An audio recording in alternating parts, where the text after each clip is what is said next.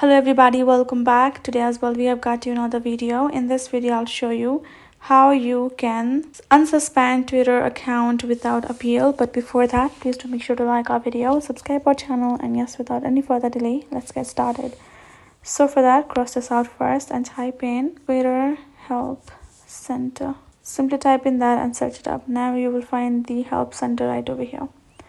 Tap on that particular icon and then I'm gonna refuse it. Go to search bar and type in appeal and search it up, and we're gonna go to this appeal a locked or suspended account. Then I'm gonna tap on this option of log out.